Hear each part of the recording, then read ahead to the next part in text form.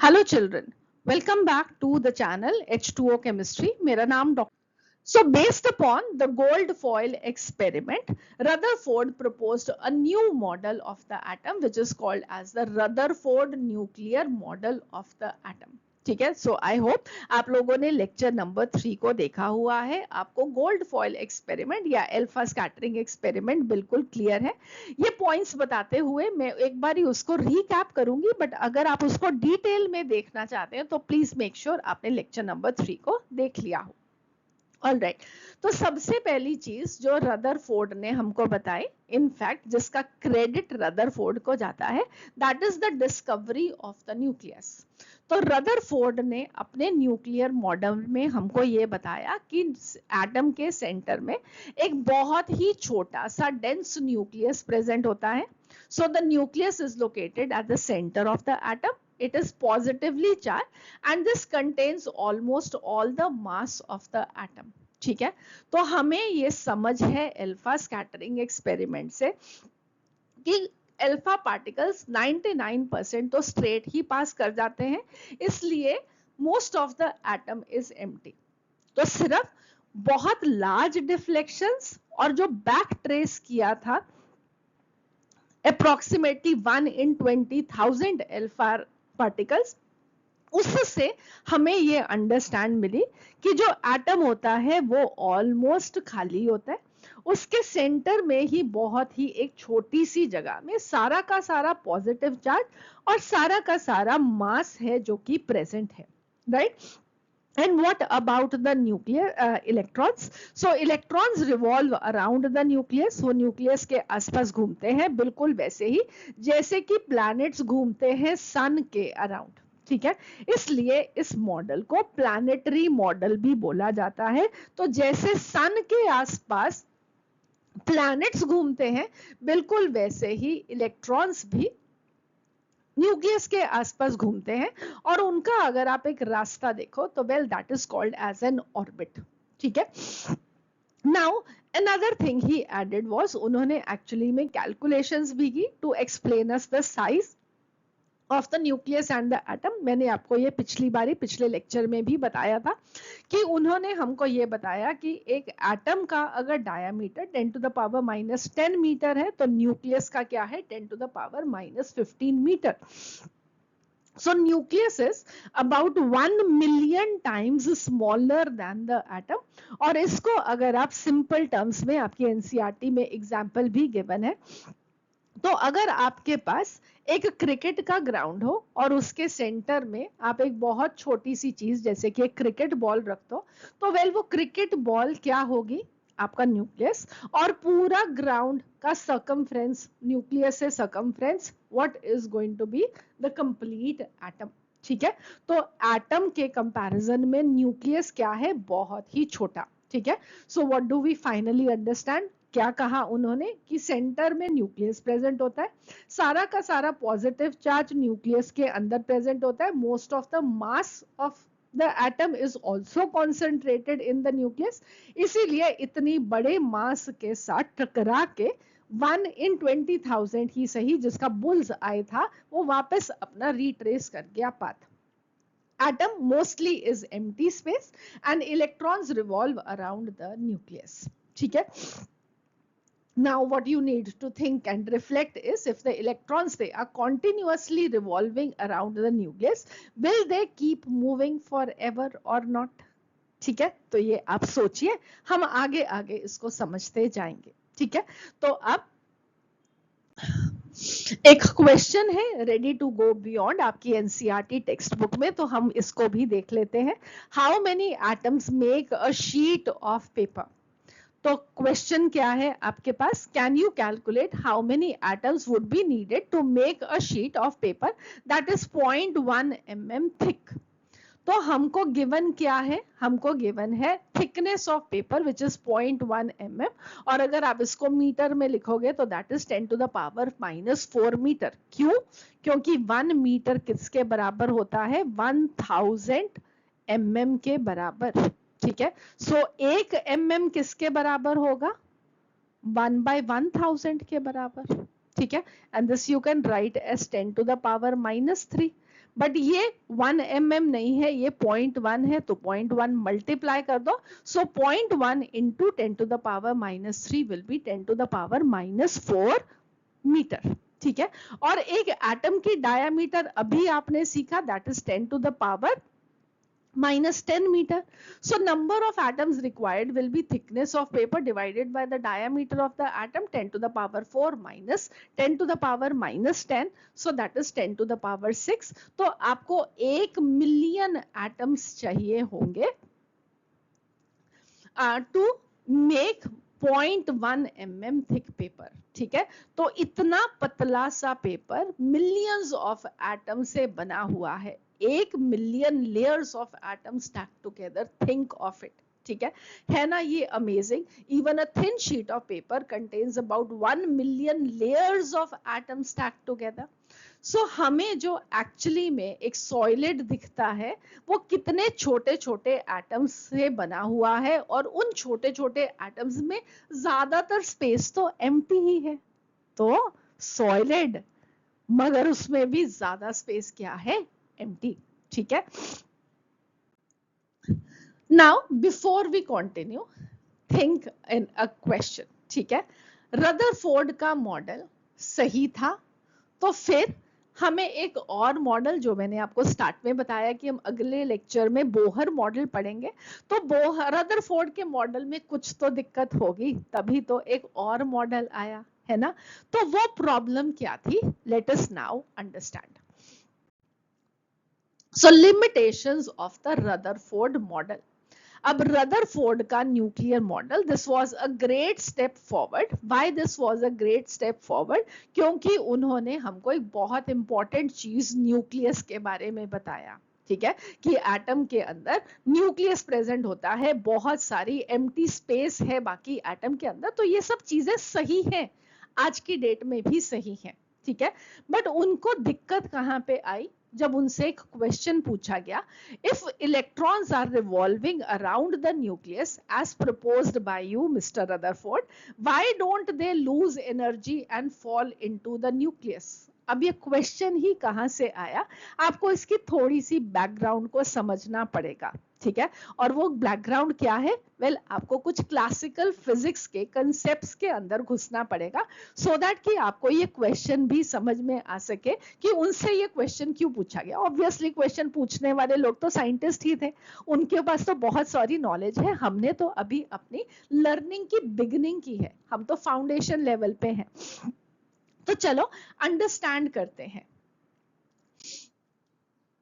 सो Rutherford का ये जो मॉडल था, उसको रिजेक्ट करने वाले या क्वेश्चन करने वाले जो साइंटिस्ट थे, उनका नाम था जेम्स क्लार्क मैक्सवेल. ये आपकी एनसीईआरटी टेक्स्ट बुक में नाम नहीं गिवन है, डोंट वरी, आप इसको फिजिक्स में पढ़ोगे. ठीक है. अब उन्होंने क्या बोला? This is the concept of classical physics जो मैं आपसे बात कर रही हूँ, कि अगर एक चार्ज्ड बॉडी हो और वो एक्सेलरेट कर रही हो, तो उसको हमेशा एनर्जी लूज करता है बाय रेडिएटिंग इलेक्ट्रोमैग्नेटिक वेव्स. अब ये वेव्स क्या होता है, इलेक्ट्रोमैग्नेटिक वेव्स क्या होता है, आप इसको क्लास 11th में पढ़ोगे, हम इतनी डिटेल में अभी नहीं जा पाएंगे. मैं सिंपल टर्म्स में अगर आपको बताऊं, तो आपको पता है सन की रेस.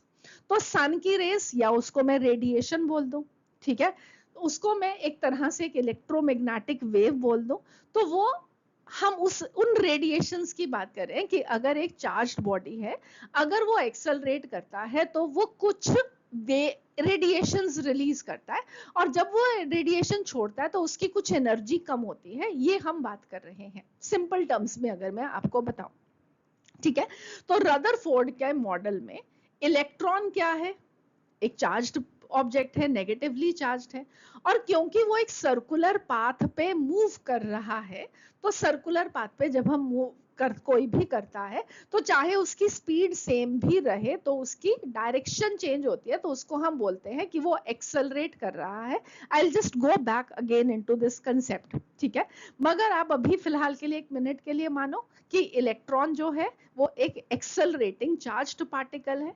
तो क्योंकि वो चार्ज्ड पार्टिकल है, तो इसका मतलब है क्लासिकल फिजिक्स के अकॉर्डिंगली, अगर वो चार्ज्ड पार्टिकल है, तो वो जब मूव करेगा तो वो एनर्जी रिलीज करेगा, और जैसे जैसे उसकी एनर्जी कम होती जाएगी, this should fall into the nucleus.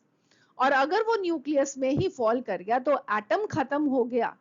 तो यहां से सबसे बड़ा क्वेश्चन क्या निकल के आया कि एटम रदरफोर्ड के मॉडल के हिसाब से अनस्टेबल होना चाहिए, बट रियलिटी में तो एटम स्टेबल है। तो दिस वाज अ कॉन्ट्राडिक्शन, और उसके लिए हमको एक नया मॉडल चाहिए था। मैं थोड़ा सा आपको इसको और इलैबोरेट करके समझाती हूँ, सो दैट कि आप थोड़ी सी फिजिक्स के अंदर घुस सको और एक बेटर अंडरस्टैंडिंग बना सको। इतना अदरवाइज आपकी आंसर मेकिंग के लिए जो आपको स्कूल में पूछा जाएगा उतना सफिशिएंट है। सो इलेक्ट्रॉन मूव करता है न्यूक्लियस के आसपास सर्कुलर मोशन में, और सर्कुलर मोशन का मतलब है एक्सेलरेशन। तो हम अंडरस्टैंड करते हैं इसके पीछे की साइंस में, इसके पीछे की फिजिक्स में, ठीक है। तो जब सर्कुलर मोशन में एक पार्टिकल मूव करेगा तो उसकी स्पीड चाहे कांस्टेंट भी हो तो उसकी डायरेक्शन तो कॉन्टिन्यूअसली चेंज होती है। जैसे कि आप यहाँ पे एग्जाम्पल के लिए देख सकते हो कि आपने एक स्टोन को रस्सी के साथ बांध के उसको गोल गोल घुमाया सर्कुलर मोशन में। तो पहले वो पॉइंट ए पे था, फिर वो पॉइंट बी पे गया, और उसकी जो वेलोसिटी होगी that is going to be tangent to the circle. तो पहले वो इस डायरेक्शन में मूव कर रहा था, फिर इस डायरेक्शन में सी में गया, तो डाउनवर्ड डायरेक्शन में डी पे गया। तो अगेन उसकी डायरेक्शन कॉन्टिन्यूअसली मूव कर रही है, ठीक है। ये इनवर्ड जो रेड एरोज हैं ये बताती हैं कि उसकी जो एक्सेलरेशन है that is towards the inside. तो इस कंसेप्ट में अगर हम अभी नहीं भी जाएं, आप इसको 11th 12th में ज्यादा बेटर समझ पाओगे, डोंट वरी अबाउट दैट। हम अभी फिलहाल इतना ही अंडरस्टैंड करते हैं कि जब कोई एक पार्टिकल सर्कुलर मोशन में मूव करता है तो चाहे उसकी स्पीड सेम भी क्यों ना हो, तो वो कॉन्टिन्यूअसली डायरेक्शन उसकी चेंज हो रही है। और क्योंकि उसकी डायरेक्शन चेंज हो रही है तो इसका मतलब है कि उसकी velocity per unit time change हो रही है, और velocity per unit time change होने का मतलब होता है एक्सेलरेशन, ठीक है। So I'll just read out this for you. At every point A, B, C, D, the direction of the velocity is different. Although the speed is the same at all points, velocity is changing continuously. Therefore, the particle is accelerating towards the center. ठीक है।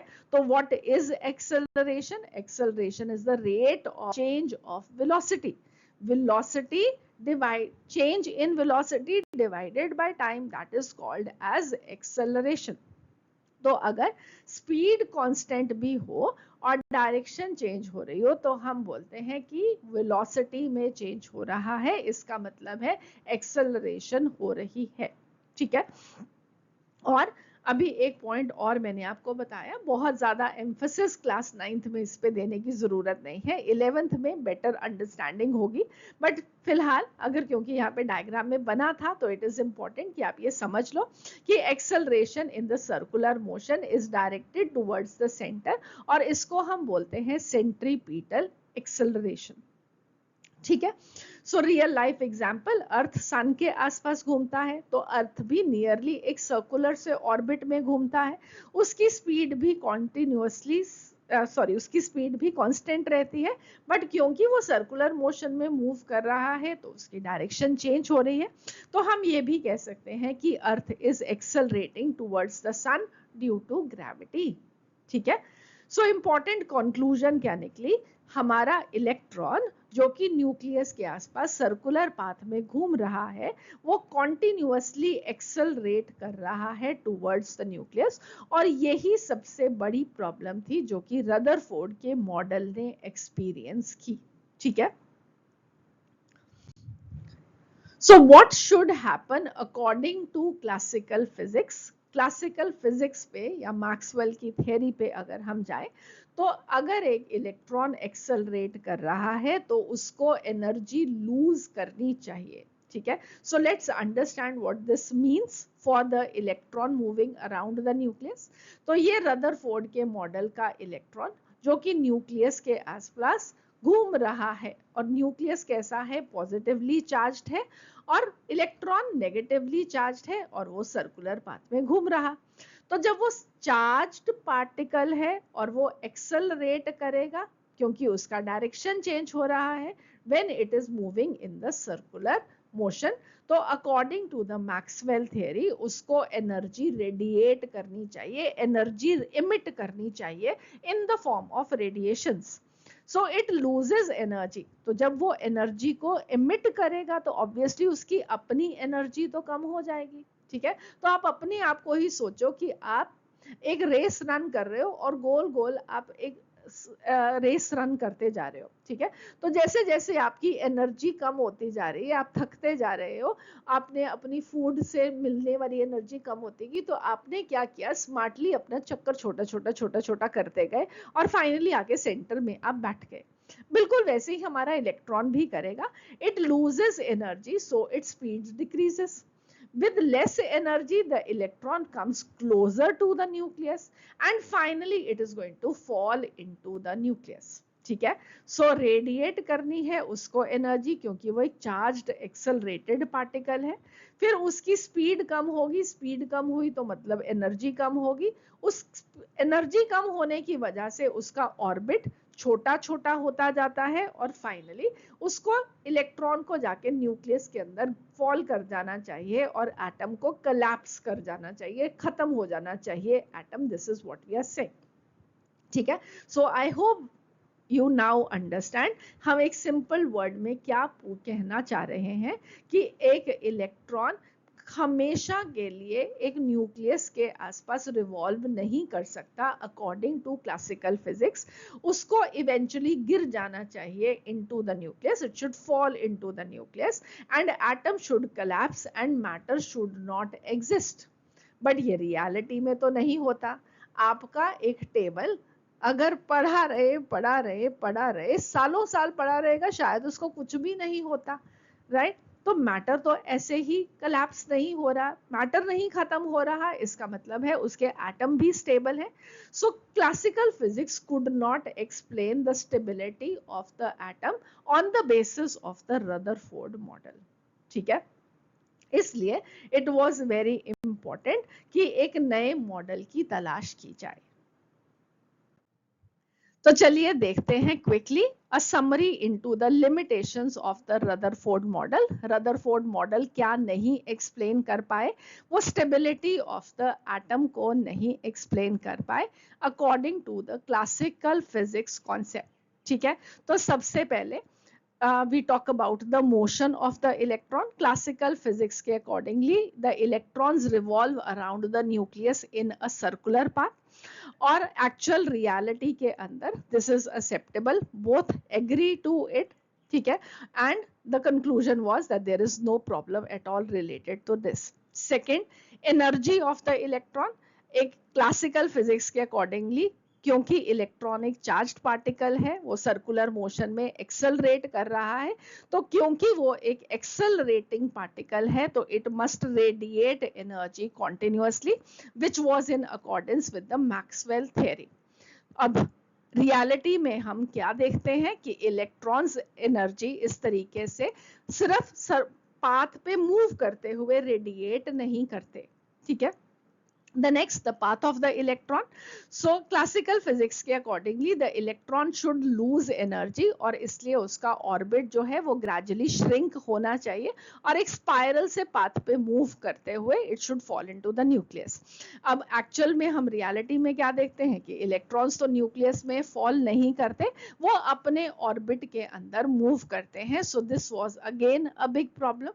Then the fate of the electron, तो spiral path पे move करते हुए electron should fall into the nucleus according to classical physics।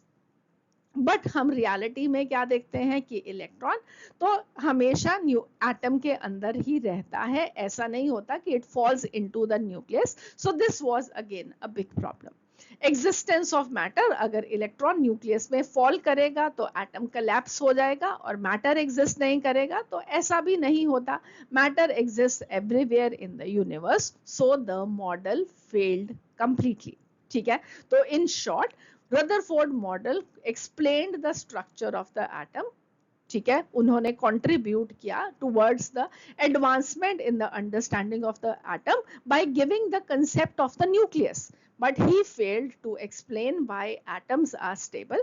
Classical physics के accordingly उसको collapse कर जाना चाहिए अगर रदरफोर्ड का मॉडल सही है तो, और रियलिटी में the atom is going to be stable.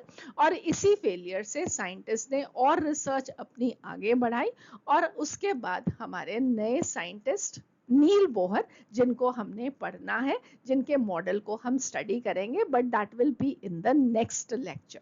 अभी हम आगे फर्दर क्या कंटिन्यू करेंगे, we will be talking about another subatomic particle, that is the proton. So the discovery of the proton, why was another particle needed? तो story हमारी शुरू कहाँ से हुई थी? स्टोरी शुरू हुई थी इलेक्ट्रॉन की डिस्कवरी के साथ। इलेक्ट्रॉन डिस्कवर हो चुका था बाय 1911, जिसपे नेगेटिव चार्ज था, और न्यूक्लियस भी रदरफोर्ड की कर्टसी हमें मिल चुका था, एक पॉजिटिवली चार्ज्ड बॉडी।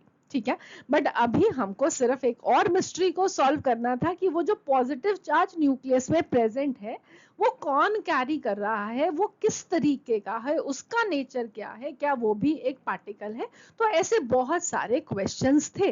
ठीक है, so why was another particle needed? Electron explain the negative charge of the atom.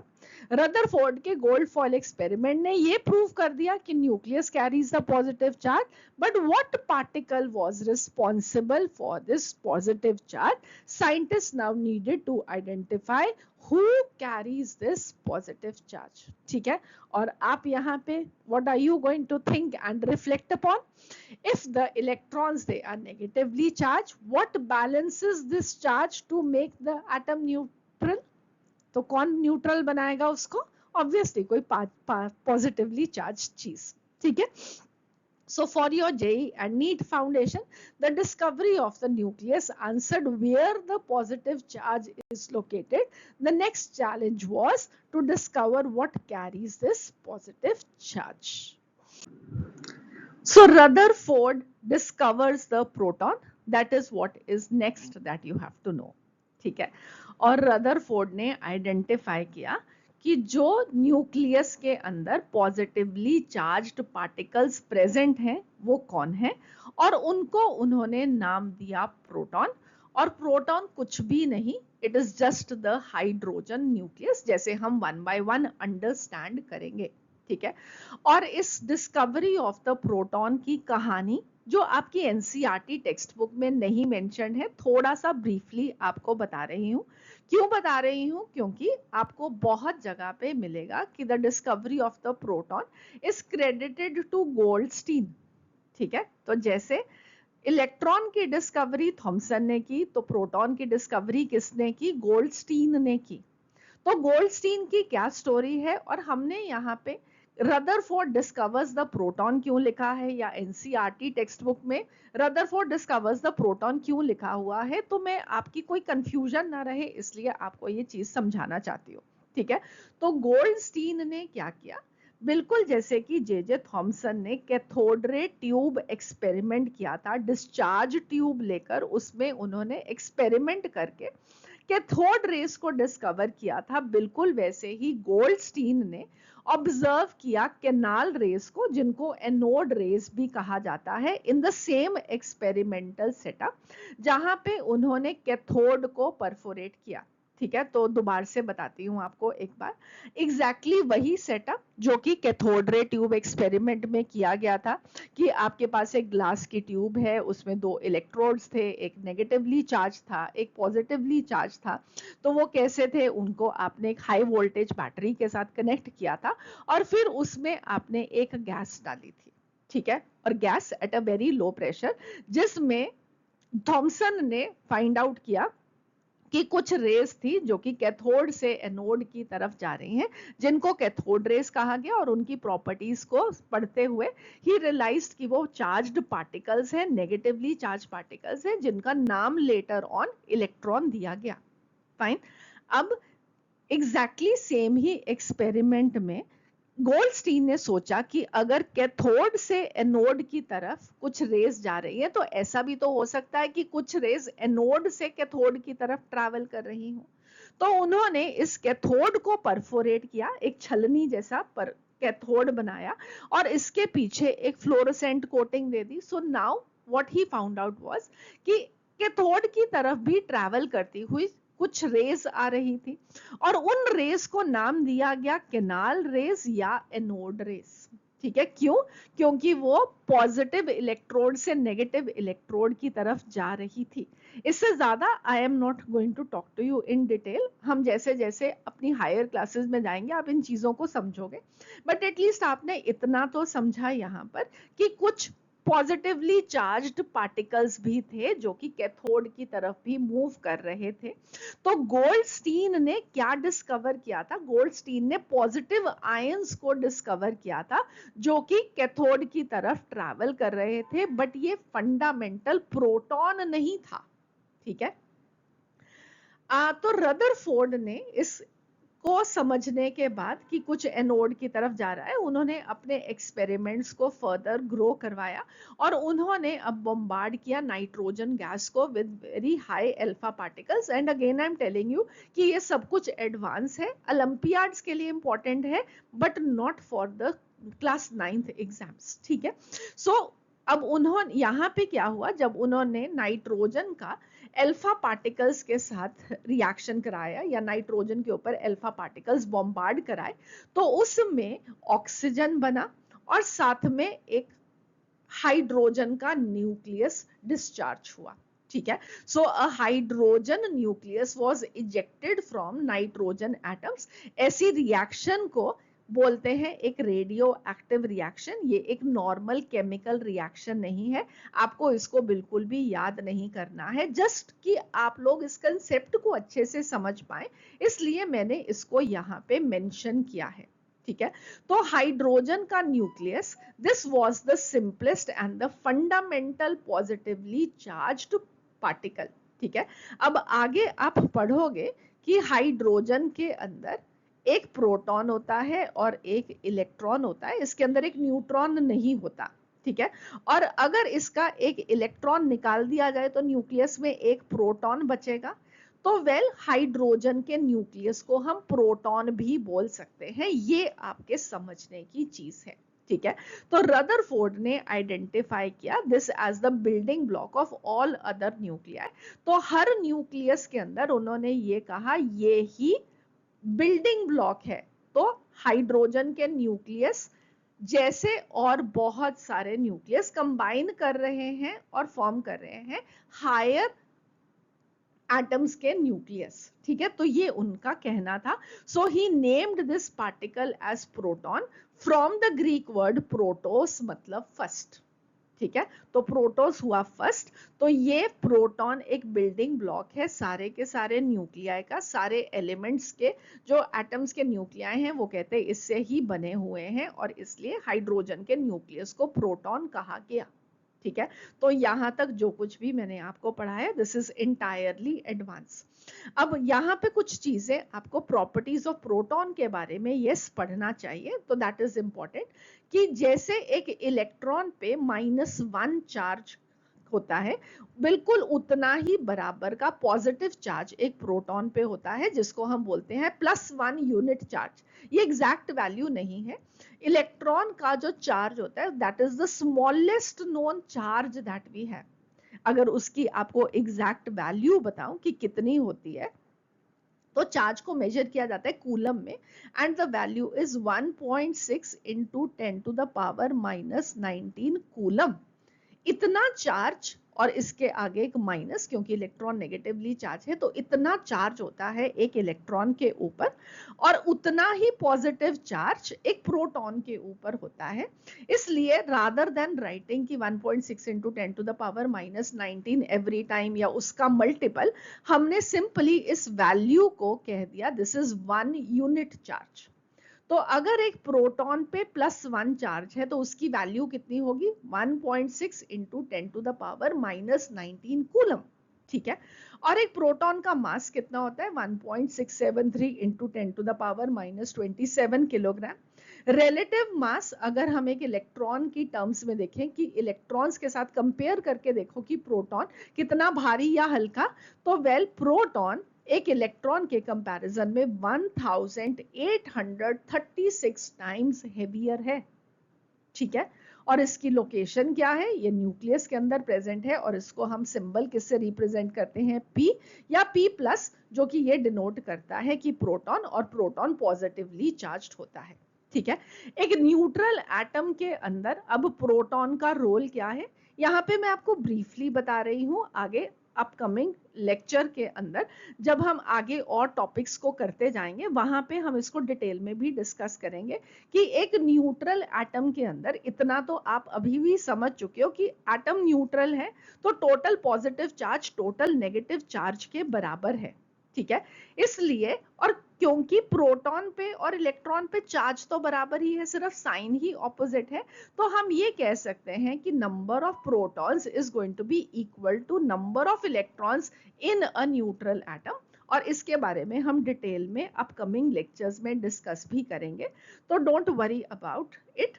ठीक है, सो यहाँ पे मैंने आपको क्या सिखाया, मैंने आपको ये सिखाया कि गोल्डस्टीन थे जिन्होंने पॉजिटिव रेज को डिस्कवर किया, जिनको कैनाल रेज बोला जाता है, एनोड रेज बोला जाता है, और वो किससे बने हुए हैं, बहुत सारे हाइड्रोजन आयन से, आप ये बोल सकते हो H पॉजिटिव से, जिसको हम सिंपल वर्ड्स में प्रोटॉन बोलते हैं। ठीक है, सो एक proton is just equivalent to a H positive.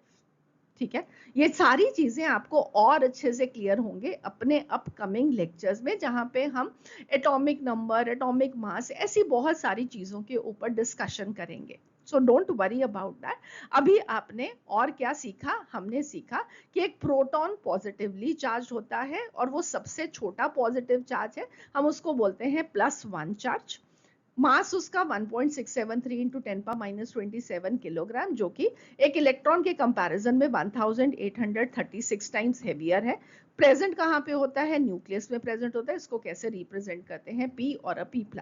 ठीक है, अब क्योंकि यहाँ पे रदरफोर्ड ने जो एक्सपेरिमेंट किया है वो एक रेडियो एक्टिव रिएक्शन वाला है, तो ये फाउंडेशन है न्यूक्लियर फिजिक्स की। ठीक है, तो आप लोगों ने न्यूक्लियर बॉम्ब सुना है, आपने सुना है न्यूक्लियर रिएक्टर्स के अंदर एनर्जी प्रोड्यूस हो रही है। तो अभी ईरान के अंदर आप लोगों ने ईरान और यूएसए की और इराक की लड़ाइयाँ, वो सब कुछ भी आपने इजराइल के साथ लड़ाई, सो ये सब किसके लिए लड़ रहे थे, यूरेनियम के लिए लड़ रहे हैं कि उनको अपने न्यूक्लियर सोर्सेस को बस डिसमेंटल कर देना है। तो वेल वो सारी कहानी कहाँ से शुरू हुई, राइट? तो Rutherford is called as the father of nuclear physics because he discovered the proton and the nucleus of the atom. ठीक है, तो ये कहाँ से शुरू हुआ, रदरफोर्ड के साथ शुरू हुआ। ठीक है, तो Goldstein found positive ions, Rutherford found the fundamental positively charged particle called as the proton. इसलिए रदरफोर्ड ने प्रोटॉन की डिस्कवरी की और गोल्डस्टीन ने पॉजिटिव आयंस फाइंड आउट किए in the discharge tube experiment. So let us quickly recap the whole thing। हम proton और electron का क्विक कंपैरिजन करते हैं, जो कि आपको हेल्प करेगा आपकी बेटर अंडरस्टैंडिंग के लिए। तो अभी तक हमने ये समझा कि एटम सब एटॉमिक पार्टिकल से बना हुआ है, उसको फर्दर डिवाइड किया जा सकता है, और उसके अंदर के दो सब एटॉमिक पार्टिकल्स के बारे में हम ऑलरेडी डिस्कस कर चुके हैं, वो है प्रोटॉन और इलेक्ट्रॉन। न्यूट्रॉन की अभी तक बारी नहीं आई है, वो अपकमिंग लेक्चर्स में होगी। और प्रोटॉन इलेक्ट्रॉन एक न्यूट्रल एटम में they are same in number, जितने प्रोटॉन होंगे उतने ही उसमें इलेक्ट्रॉन भी होंगे, बट उनका नेचर डिफरेंट है। क्या फर्क है, प्रोटॉन के ऊपर +1 यूनिट चार्ज, जबकि इलेक्ट्रॉन के ऊपर -1 यूनिट चार्ज। ठीक है, तो ये एग्जैक्टली वैल्यू कितनी है, 1.6 इंटू 10⁻⁻19 कूलम। ये एग्जैक्ट वैल्यू है उस 1 यूनिट की। ठीक है, सो ये आसान रहता है डिनोट करने में, हमको अपने क्वेश्चंस को करने में, इसलिए हम इसको +1 -1 चार्ज बोलते हैं। तो मास 1.673 into 10 power minus 27 kg for proton and for electron 9.11 into 10 power minus 31 kilogram. अगर दोनों को कंपेयर करो तो इलेक्ट्रॉन के कंपैरिजन में प्रोटॉन 1836 टाइम्स हेवियर है। और लोकेशन क्या है, प्रोटॉन न्यूक्लियस के अंदर प्रेजेंट होता है, जबकि इलेक्ट्रॉन रिवॉल्व करता है around the nucleus in some orbits, उसको शेल भी बोलते हैं। प्रोटॉन को रिप्रेजेंट करेंगे p या p प्लस से, सिमिलरली इलेक्ट्रॉन को रिप्रेजेंट करेंगे e और e माइनस से। ठीक है, सो प्रोटॉन पॉजिटिवली चार्ज्ड, बहुत भारी न्यूक्लियस के अंदर, इलेक्ट्रॉन नेगेटिवली चार्ज, बहुत हल्का न्यूक्लियस के आसपास, और दोनों का नंबर बराबर, इसलिए नेट चार्ज 0 और एटम हो गया न्यूट्रल। ठीक है, I hope this is now very clear to you. ठीक है, Now there are small little things written also, तो हम एक बारी उनको भी पढ़ लेते हैं। Why is mass important? The proton is 1836 times heavier than the electron. इससे हमें ये समझ में आता है कि जितना मास है एटम का ऑलमोस्ट, क्योंकि इलेक्ट्रॉन तो हल्का ही बहुत है तो उसका मास नेग्लिजिबल है, उसको इग्नोर किया जा सकता है जब हम total mass of the atom को कैलकुलेट करेंगे। So the whole mass of the atom resides within the nucleus। तो रदरफोर्ड ने ये बोला था ना कि ऑलमोस्ट सारा मास न्यूक्लियस में प्रेजेंट है। तो वो क्यों प्रेजेंट है? क्योंकि प्रोटॉन इलेक्ट्रॉन से बहुत ज्यादा हेवियर है, तो इलेक्ट्रॉन के मास को एटम का मास टोटल करते हुए इग्नोर किया जा सकता है। ठीक है, अब नेक्स्ट थिंक एंड रिफ्लेक्ट पढ़ते हैं। If a proton is +1, electron is -1, what would happen if the number of protons is not equal to the number of electrons? ठीक है, अगर ये ना होता तो ऑब्वियसली एटम के ऊपर कुछ चार्ज होता और हम उसको एटम ना बोल के हम उसको आयन बोलते।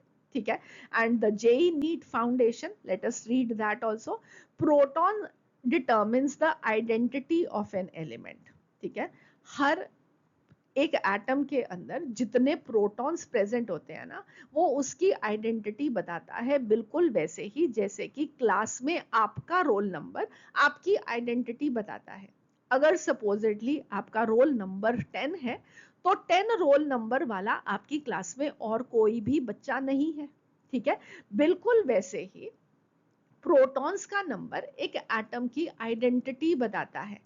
अगर कार्बन है और कार्बन में 6 प्रोटॉन है, तो अगर मैंने बोला कि एक एटम है जिसके अंदर 6 प्रोटॉन्स हैं, तो वो और कोई एलिमेंट हो ही नहीं सकता कार्बन के अलावा। ठीक है, तो प्रोटॉन्स एक एलिमेंट की आइडेंटिटी बताता है और इसलिए इसको हमने एक स्पेशल नाम भी दिया है, एटॉमिक नंबर। अगेन ये सब चीजें मैं आपके साथ डिटेल में डिस्कस करूंगी अपने अपकमिंग लेक्चर्स में, राइट। और इलेक्ट्रॉन डिटरमिन करता है chemical behaviour of an element और that is referred to as valency.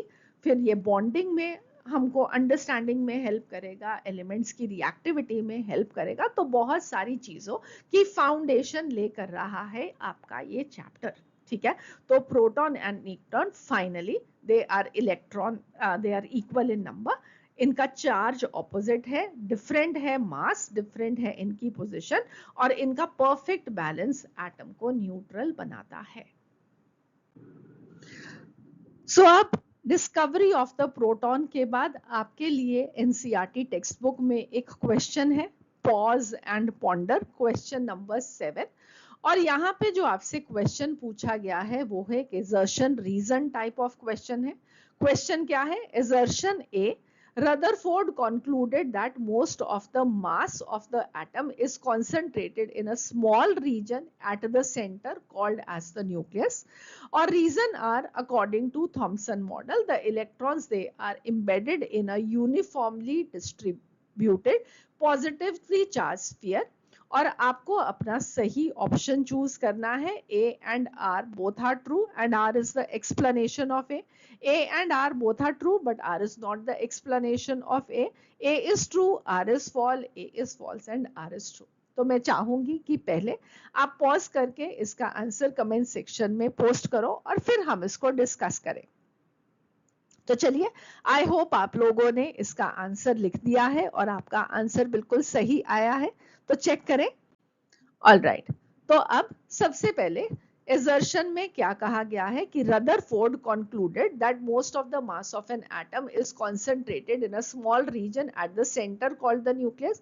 तो ये बिल्कुल सही है, न्यूक्लियस की डिस्कवरी का क्रेडिट भी रदरफोर्ड को दिया जाता है और उन्होंने हमको यही बताया कि अल्फा पार्टिकल्स ज्यादातर 99% पास अवे स्ट्रेट कर रहे थे फ्रॉम द एटम, और उन्होंने इस वहां से बाकी सब पूरे एक्सपेरिमेंट में से ये कंक्लूड किया कि एटम के बिल्कुल सेंटर में न्यूक्लियस प्रेजेंट होता है जिसके अंदर सारा मास कंसंट्रेटेड है, सारा पॉजिटिव चार्ज कंसंट्रेटेड है और बाकी एटम के अंदर स्पेस जो है वो खाली है। राइट, सो assertion बिल्कुल ट्रू है। रीजन में क्या लिखा है, according to the Thomson model electrons they are embedded in a uniformly distributed positively charge sphere. तो ये भी बिल्कुल सही है, थॉमसन ने अपने मॉडल में यही कहा था, चाहे हम उसको प्लम पुडिंग मॉडल बोले या वाटरमेलन मॉडल बोले, तो उन्होंने यही बोला कि एटम एक स्फीयर है जिसके अंदर positive charge uniformly spread out है, बिल्कुल एक पुडिंग की तरह या वाटरमेलन के रेड पोर्शन की तरह, और उसके अंदर इलेक्ट्रॉन्स एम्बेडेड हैं, यूनिफॉर्मली डिस्ट्रीब्यूटेड हैं थ्रू आउट दोस पॉजिटिवली चार्ज स्फीयर, बिल्कुल जैसे कि पुडिंग के अंदर प्लम या वाटरमेलन के रेड पोर्शन में उसकी सीड्स। तो दोनों ही स्टेटमेंट्स जो हैं वो तो सही हैं, but reason is not the explanation for the assertion, इसलिए जो हमारा करेक्ट ऑप्शन है दैट इज ट्रू। ठीक है, तो आई होप आप लोगों ने इसको करेक्टली आंसर किया and that is going to be very good. अगर आपने कर दिया, आपकी अंडरस्टैंडिंग बिल्कुल परफेक्ट हो चुकी है। So this brings us to the end of the lecture. I hope आप लोगों ने ये चीजें enjoy की। हमने आज रदरफोर्ड के अल्फा स्कैटरिंग या गोल्ड फॉयल एक्सपेरिमेंट को रिवीजन करते हुए शुरू किया। हमने अंडरस्टैंड किया कि उसके बेसिस पे रदरफोर्ड ने अपना एटॉमिक मॉडल कैसा दिया। सेंटर में एक बहुत ही छोटा सा न्यूक्लियस जिसके अंदर सारा का सारा पॉजिटिव चार्ज और मास कॉन्सेंट्रेटेड है, और उसके आसपास बहुत सारी खाली जगह जिसके अंदर इलेक्ट्रॉन्स घूम रहे हैं in a circular motion around the nucleus. तो ये हमको रदरफोर्ड ने बताया। फिर हमने अंडरस्टैंड किया कि इसके एक बहुत इंपॉर्टेंट लिमिटेशन है कि वो एटम की स्टेबिलिटी को नहीं बता पाए। उसके साथ साथ एक चीज और याद करना चाहो तो कर सकते हो, इलेक्ट्रॉन्स कैसे घूम रहे हैं न्यूक्लियस के आसपास, ये भी हमें रदरफोर्ड के मॉडल ने नहीं बताया, जो हमें मालूम लगेगा अभी नेक्स्ट लेक्चर में बोहर्स मॉडल में। ठीक है, तो लिमिटेशंस हमने सीखी और फिर हमने प्रोटॉन कैसे डिस्कवर हुआ और प्रोटॉन के बारे में बहुत सारी प्रॉपर्टीज के बारे में जाना। तो this is all that we have understood so far. I hope आप लोगों को लेक्चर अच्छा लगा, आपको एक थॉरो अंडरस्टैंडिंग मिल रही है अपने टॉपिक की। तो एनसीईआरटी टेक्स्ट बुक में जो कम लाइनों में चीज लिखी हुई है मैंने उसको डिटेल में आपको समझाया, सो दैट कि आपकी understanding of the topic becomes very clear. ठीक है, तो अगली बार ही मिलेंगे फॉर द बोहर्स मॉडल। अगर लेक्चर अच्छा लगा तो do support me in my reaching other children also.